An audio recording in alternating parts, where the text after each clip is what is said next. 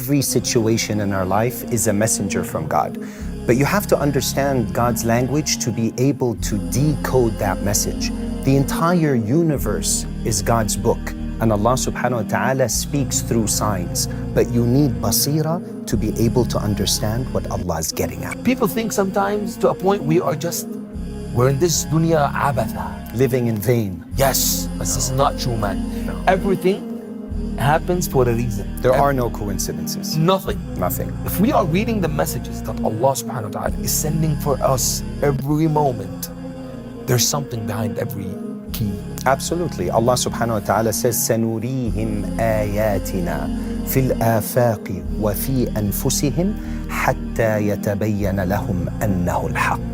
Allah subhanahu wa ta'ala speaks in signs. Who is the haqq? Allah. And Allah is one. So Allah subhanahu wa ta'ala, remember, He veiled His activity in this world through the dunyawi asbab and means. But Allah delivers messages in this world through different situations. Typically, you expect a verbal type of message, maybe an email from someone. Study. Exactly. Yeah. But Allah subhanahu wa ta'ala, He speaks through situations, through occurrences, through circumstances in your life. But you have to understand the language of God. You know the verse, اقرأ باسم ربك الذي خلق. Most people, when they're referring to this verse, they're talking about reading. They'll tell you reading is important. Allah talks about it in the Quran. That means knowledge is important, and read. But it's باسم ربك. The point I want to make is that the entire universe is God's book. And that's what He's talking about. You have to have the basira, the insight, the light, to be able to understand what Allah subhanahu wa ta'ala is talking about through these various situations He sends you in life. Let's say, for example, I give you a book in, I don't know, Chinese. Do you read Chinese? No. No, you don't read Chinese. I won't even understand nothing. No. I'll look at it, it's scrambled. Yeah, exactly. Just art on paper, right? Yes. Me too. But if I give you a book in Arabic and I tell you now, what do you have? When you read it, you go beyond the words on the page I don't understand it. to the meaning behind the words. And you're like, if you've ever, when I'm reading sometimes, like any book, I'm thinking, what's the author, the mu'allif? That's how far you go, because you understand it. You Yes. read it, you understand it, and you'll take actions. That's the actions you're taking. Yes, but I'll also ask myself, what is he getting at? What's going to happen in the next chapter? Why did this scenario unfold in the book? What's the message that the author is intending through this? Why? Because I understand the language. And the language of the heart is this nur and basira.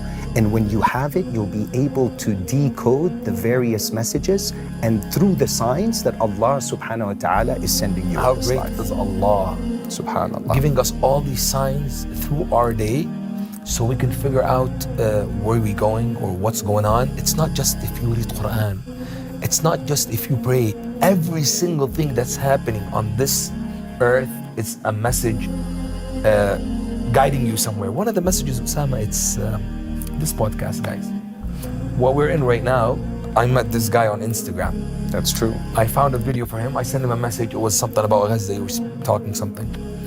I was like, man, I love the way you talk. You're getting into, you're there, man. You're there.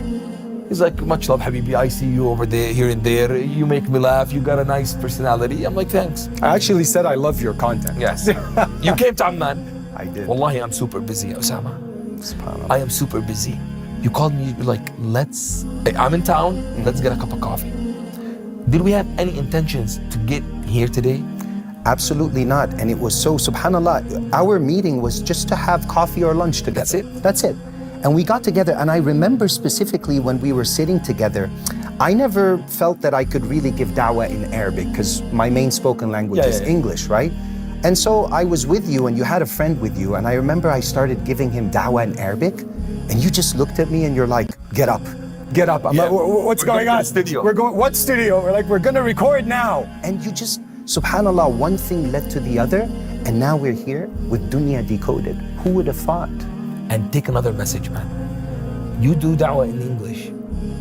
I love my messages sometimes to be in Arabic. So our plan is to make 10 in English because we want to try to get as much people to listen that need to listen to this topics. And we decided to make another 10 in Arabic. Yeah, may Allah subhanahu So wa ta'ala. imagine, alhamdulillah, God gave us He gave us the skills to send out 10 episodes in English, and inshallah much more, Bi'idhnillah. and another Arabic episode. So I think, man, this is all Allah's work, wallahi. All His work, all His time. You know, actually, man, something phenomenal happened to me on my way here this time. I took a flight. It was from Canada, Toronto to London. My second flight was from London to Amman. So I was really tired. So I go up to the counter and I'm like, how's the plane? She's like, actually, it's a very empty plane. I'm like, can I change seats? Leg room, you know, so I'm comfortable. Yeah. And I remember the seat number, bro. It was like 12A. So I'm in seat 12A. And she's like, how about this? There's the emergency row and the window seat is available. The seat next to you is empty. And then the one next to that, there's someone sitting there. No problem, enough leg room. I'm like, do it. And I remember again, she switched me from 12A to 27A. I get on the flight, I sit down, there's this wonderful gentleman, very nice guy, and he's extroverted, so he's talking to me. And one thing leads to another. He's like, where are you from? I'm like, Palestine. Where are you from? He's like, Palestine. He's like, where in Palestine? I'm like, Gaza. I'm like, where are you from? He's like, Gaza. I'm like, subhanallah. I'm like, where did you grow up the first part of your life? He's like, Kuwait. I'm like, me too. Did you leave at the Gulf War? He said, yes. Like, me too. And then I'm like, what did you study? He's like, electrical engineering. I'm like, get out of here, man. Come on. I studied electrical engineering. I did civil engineering. It's too much, man. There were so many similarities. Anyways, I ended up getting some rest and he got some rest. We get off the plane and he asked me, what do you do? I said, content creator, but I didn't give him too many details. The passport control was packed. And it was gonna take us at least half an hour before they were gonna check my passports. And he was standing right behind me in line. And we were also having a conversation. The two people in front of me, they're talking to each other and they have their phone open. And then they go, excuse me, are you Ousama? And they're pointing at one of my TikTok videos or Instagram videos. And I'm like, yeah. They're like, no way, man, this is so weird. I'm like, what? They're like, we spent the entire night binging on your content and watching your content. Anyways, can I take a picture? You know, typically fans sometimes after passport control. I said, sure. So Mu'taz, who was with me, and I can say his name, but I won't say his family name, he became curious. He's like, now I need to know who you are. Can I get your Instagram handle? I give him my handle, he looks me up, and that led to us talking a little bit about Deen in the line as we were waiting for passport control. And I felt like he really needed to hear some of maybe what I had to say. But he's a great guy. He seemed like a guy with such a pure heart. We get to passport control, it's over. We go to get our bags, we grab our bags. On our way out, you know that last section before you leave where there's like, they check your luggage right before, some guy comes to us and he's like, where are you coming from? Like Canada. He's like, right this way to both of us because we're walking together. He checks our bags, he's a very nice guy. We go through the, security process. Then he goes, thank you very much, have a nice day. He hands me over my passport. And then I'm like, okay, Mu'taz, here's my number, stay in touch. Salaam alaikum, salam alaikum, and I leave. And you're out there having that wedding party, I know, whatever it is. It was beautiful, by the way. I had a grand reception by you, Jazakallah khair. But then after you drop me off to the hotel, I get a message from Mu'taz. You know what the message read? He goes, you have my passport and I have yours. The guy at the security swapped passports by mistake. And I'm sitting there thinking, Ya Allah. He goes, and is your father Iyad? And is your mother Naila? I'm like, yes. He goes, Allah yarham. He says, when I got to my mom, I told her the story and she recognized the name. And then she asked me and I checked your passport and it said your mother's name was Naila and your father's name was Iyad. So, and she went to school and taught at the same school as your mother did in Kuwait and Fahil. I'm like, no way, man. Subhanallah. What's Allah getting at? Think about it from the beginning, changing my seat, talking to the guy, the two that were in the line, him knowing that I'm a social media or content creator. One thing, the swap of the passports, all of that can't be a coincidence.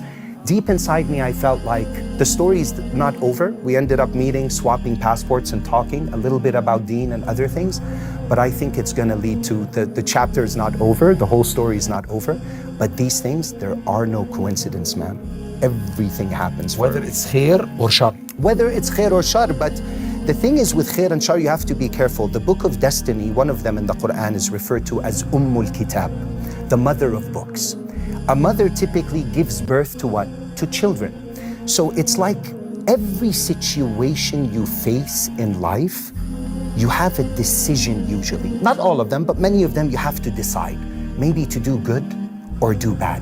It's as if every decision you make opens up a new book of destiny based on the choice you made. It's like Allah subhanahu wa ta'ala wrote all the scenarios. He said, oh, if you choose this way, this will happen. If you choose that way, that will happen. The Sahaba used to say, كنا نرى أثر ذنوبنا في خلق أزواجنا وسوء دوابنا. That we used to see the effect of our sins in our conduct, the way our wives would deal with us, and the way our animals would act up, because they didn't have, cars and to run there, and they had animals to deal with. So they were very conscious of that. So typically, you do a sin, you make a bad choice, and the downloads from Allah can be difficult. So if you want to fix your life, if you make the right decisions, perhaps you'd open the right books. There's a Netflix. There was a series I remember watching called Black Mirror. It was so trippy, man. It's the first time this happened to me. As I'm watching the episode, all of a sudden it pauses at a certain scene.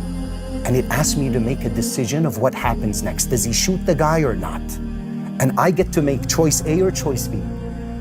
That was amazing, because based on my choice, the scenarios after change. So the person that wrote the script, he wrote all the possible scenarios, but based on my choice, the situations that follow changes. So you have to be very careful with the decisions you make. If you're constantly making the wrong decisions that displease Allah, you're going to be faced with certain books of destiny that are not too good. But if you please Allah, the opposite is true. I think this is a gift from Allah, Ousama. Everything that's God giving us from messages that He's putting through our way, to me, to Diya today, how He sees it, I see it beautifully set in place, whether I like it or I don't. And even Ousama, there's a saying that said, if you could see the future, you would have chose what God gave you bilhal, at the moment. Yeah. So I think this is a present from Allah, and to me, alhamdulillah, because I think, inshallah, ya Rabb, I could be a righteous man, inshallah. Inshallah. You would love whatever God puts in your way. Whether you see it khair or you see it shar, it's khair. Even if it's shar, it's khair in the way, because God, if He didn't give you money, sometimes we all need money. If God doesn't give you money, you'll be like, man, God, wallah, I need money. Please give me money. If He gives you money, you're not going to know how to spend it. If He did not give it to you, He saved you. He helped you. God helps us in every single thing that we make in our days. Absolutely. And that, obviously, that is if you're a good person in general, right? Because for the non-believers, it could be a type of punishment. For someone that's far from Allah, He can send him difficult situations that are khair. But why are they khair? Because they're going to bring him back to the deen. That's the point, to always bring you back to Allah subhanahu wa ta'ala before it's too late, before they exit, right? Before you leave this world. But there's also the saying that اتقوا فراسة المؤمن فإنه ينظر بنور الله. So when you have that insight, you really are able to decode things in life. There's a hack where we have to understand that Allah has 3 types of commands. They're called awamir al-juhd, awamir al-shara, wa awamir kawniyah. Who controls the heavens and the earth? Allah subhanahu wa ta'ala. When you fulfill the commands of Allah that are related to making an effort in your deen, what happens when you make an effort on your deen? Your iman strengthens. So now you're motivated to stay away from the haram and to obey Allah. So what are you going to fulfill? The commands of the Sharia. Ad-dunya imma musakhara wa imma musallata. Dunya is either subjected to you, it's under you're going to have good things happening to you from dunya, it's serving you, or it's going to be set against you. How? If you fulfill the commands of Sharia that Allah has on this dunya, ad-dunya awamir al-kawniyya kicks in and it becomes musakhara. It becomes subjected to you.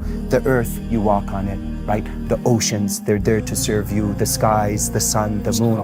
But the minute you begin to fall short on the commands of Allah, what happens? The dunya becomes musallata. Now that same earth, earthquakes. Yes. The same water, tsunamis, fires.